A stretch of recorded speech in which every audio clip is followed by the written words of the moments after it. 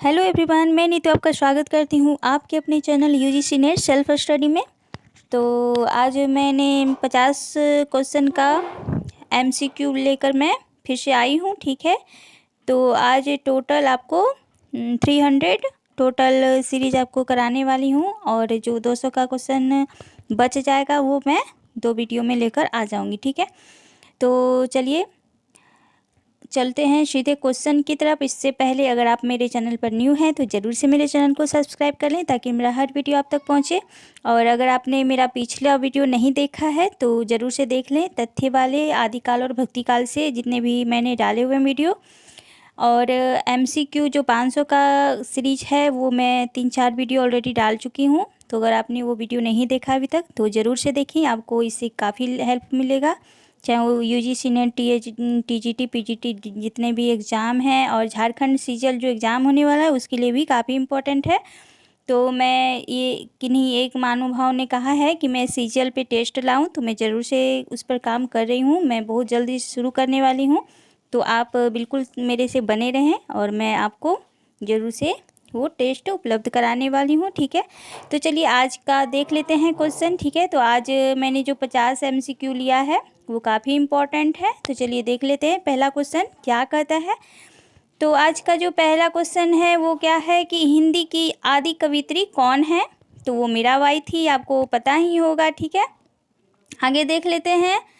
कृष्ण भक्ति काव्य का सबसे प्रसिद्ध काव्य कौन सा था। ठीक है, तो कृष्ण भक्ति काव्य का सबसे प्रसिद्ध काव्य जो था वो सूरदास का सूरसागर है। ठीक है, और इसमें देख लेते हैं राम भक्ति काव्य का सबसे प्रसिद्ध काव्य। तो राम भक्ति काव्य का तो प्रसिद्ध काव्य महाकाव्य जो है वो रामचरितमानस ही है। ठीक है, अगला क्वेश्चन देखते हैं। भक्ति काल को हिंदी काव्य का स्वर्ण युग घोषित करने वाले प्रथम व्यक्ति कौन थे। तो वो जॉर्ज ग्रियर्सन थे। खरी बोली के प्रथम स्वच्छंदतावादी कवि कौन है। तो वो हैं श्रीधर पाठक जी। ठीक है, खरी बोली का प्रथम महाकाव्य प्रियप्रवास जो कि हरिओं जी का है। और एक मैंने एक छोटा सा शॉर्ट फॉर्म में एक वीडियो डाला था रात को।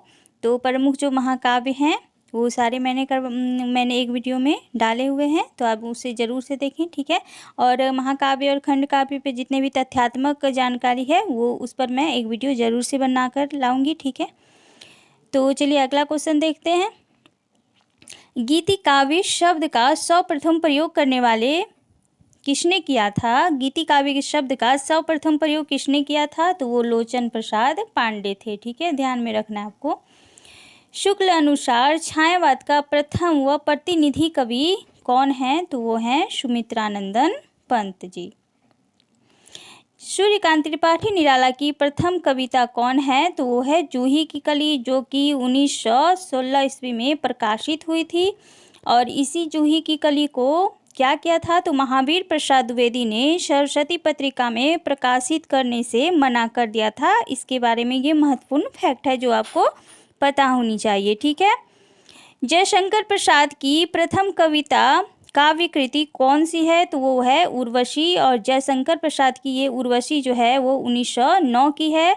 और दिनकर जी का जो उर्वशी है वो कितने की है। तो 1961 ईस्वी की। ठीक है, तो दोनों का सन आपको पता होना चाहिए। ठीक है, नहीं तो आप कन्फ्यूज हो जाएंगे इस तरह। अगला क्वेश्चन देख लेते हैं। जयशंकर प्रसाद की प्रथम छायावादी काव्य कृति कौन सी है। झरना। ठीक है, छायावादी कृति कौन सी। तो ये छायावादी कृति है जयशंकर प्रसाद की, और इसका टाइम पीरियड है 1918 ईस्वी। ठीक है, तो ध्यान रखना है आपको। सुमित्रानंदन पंत की प्रथम कविता कौन सी है। तो वो है गिरजे की घंटा। और महादेवी वर्मा की प्रथम काव्य कृति कौन सी है। तो वो है निहार, जो कि 1930 ईस्वी की है। कितनी की है। तो ये 1930 ईस्वी की रचना है। पद में रचित हिंदी की प्रथम आत्मकथा कौन सी है। तो ये अर्ध कथानक जो कि बनारसी दास द्वारा रचित है। ठीक है, हिंदी का प्रथम अभिनीत नाटक कौन सा है। तो वो जानकी मंगल है, जो कि शीतला प्रसाद त्रिपाठी द्वारा रचित है। अगला देखते हैं, हिंदी का प्रथम आंचलिक उपन्यास कौन सा है? तो मैला आंचल, ठीक है, जो कि फणीश्वर नाथ रेणु का है और इसका टाइम पीरियड है 1954 ईस्वी। और ये आंचलिक उपन्यास माना जाता है क्योंकि वहाँ पे जो उसका आंचलिक वातावरण और देश विशेष का, उसके क्षेत्र का वर्णन उन्होंने बहुत ही अच्छे ढंग से किया है। ग्रामीण अंचल का वर्णन बहुत ही उसमें अच्छा तरीके से किया गया है। इस कारण ये हिंदी का पहला आंचलिक उपन्यासकार माना जाता है, मैला आंचल, ठीक है। अगला देख लेते हैं कि हिंदी में प्रथम जीवनी कौन सी है? तो वो है भक्तमाल, जो कि नाभादास कृत है, ठीक है। हिंदी में प्रथम रेखा चित्र जो है वो क्या है? तो पद्म पराग है। हिंदी में प्रथम रिपोर्टाज तो लक्ष्मीपुरा है। हिंदी में प्रथम यात्रा वृत्तांत कौन सा था? तो वो था लंदन यात्रा, ठीक है, लंदन यात्रा। हिंदी गद्य काव्य की प्रथम रचना कौन सी है? तो वो है साधना, जिसके रचयिता हैं राय कृष्ण दास। हिंदी साहित्य के काल विभाजन एवं नामकरण का प्रथम प्रयास करने वाले व्यक्ति कौन थे? तो वो थे जॉर्ज ग्रियर्सन महोदय। अगला देख लेते हैं कि ब्रिटिश कालीन भारतीय इतिहास पर आधारित प्रथम उपन्यास कौन सा है? तो वो है झांसी की रानी, जो 1946 ईस्वी की है और ये वृंदावन लाल वर्मा जी का उपन्यास है, ठीक है। अगला देख लेते हैं क्वेश्चन। तो खरी बोली गद्य की प्रथम रचना कौन सी है? तो छंद वर्णन की महिमा, जो कि गंग कवि की है और ये गंग कवि रीतिकाल के कवि हैं, ठीक है। हिंदी की प्रथम दलित रचना कौन सी है? तो अछूत की शिकायत, ये हिंदी की पहली दलित रचना है। हिंदी के लिए प्रथम साहित्य अकादमी पुरस्कार किसे मिला था? तो हिमतरंगिनी को। और ये हिमतरंगिनी किसकी रचना है? ये भी आपको ध्यान रखना है कि माखनलाल चतुर्वेदी जी की रचना है। ज्ञानपीठ पुरस्कार से सम्मानित प्रथम हिंदी साहित्यकार कौन है? तो वो है सुमित्रानंदन पंत और इनकी एक रचना है जो कि चिदम्बरा है, जिस पर इनको ज्ञानपीठ पुरस्कार मिला था। अगला क्वेश्चन देखते हैं कि ज्ञानपीठ पुरस्कार से सम्मानित प्रथम हिंदी महिला साहित्यकार कौन रही हैं? तो वो हैं महादेवी वर्मा जी। यामा के लिए उनको 1982 ईस्वी में ये साहित्य पुरस्कार मिला था, ज्ञानपीठ पुरस्कार। प्रथम विश्व हिंदी सम्मेलन कहाँ पर आयोजित हुआ था? तो ये नागपुर में 1975 ईस्वी में आयोजित हुआ था। हिंदी साहित्य परिषद के प्रथम अध्यक्ष कौन थे? तो पुरुषोत्तम दास टंडन जी। अगला क्वेश्चन है, संयुक्त राष्ट्र संघ में हिंदी में भाषण देने वाले प्रथम व्यक्ति कौन थे? तो वो थे अटल बिहारी वाजपेयी जी। भगवती चरण वर्मा का प्रथम उपन्यास कौन सा है? तो वो है चित्रलेखा। कौन सा है? तो चित्रलेखा है। आगे का प्रथम उपन्यास है शेखर एक जीवनी, जो कि 1941 की रचना है।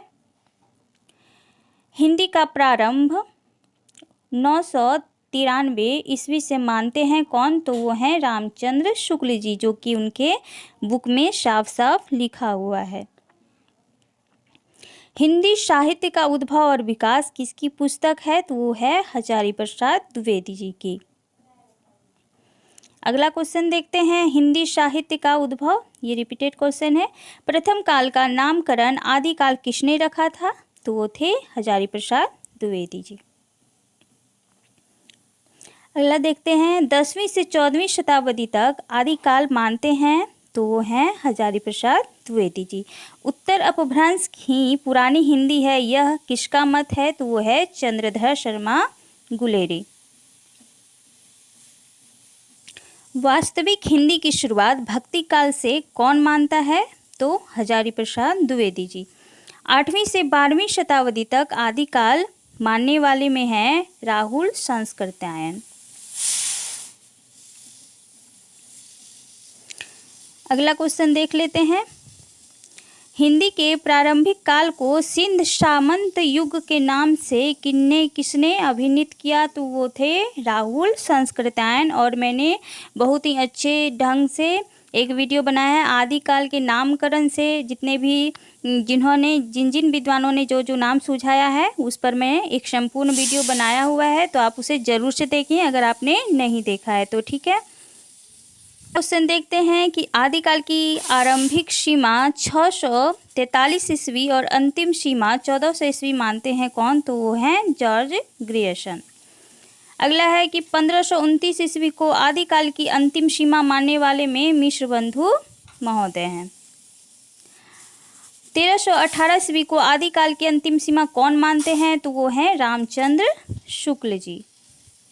आचार्य शुक्ल किस आधार पर आदिकालीन जैन साहित्य को हिंदी की परिधि से बाहर मानते हैं? तो वो है धार्मिक साहित्य के आधार पर, और ये काफ़ी इम्पोर्टेंट है तो ये आपको ध्यान रखना है। ठीक है, अगला देख लेते हैं। अंतर्द्वंद ग्रस्त मानवीय भावों की जटिलता के सूक्ष्म मनोवैज्ञानिक विश्लेषण के लिए आदिकाल में किस साहित्य को पहचाना जाता है?